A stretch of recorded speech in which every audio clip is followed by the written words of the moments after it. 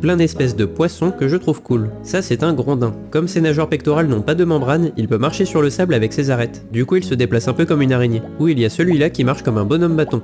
Et s'il a la flemme de marcher, il peut déployer ses ailes.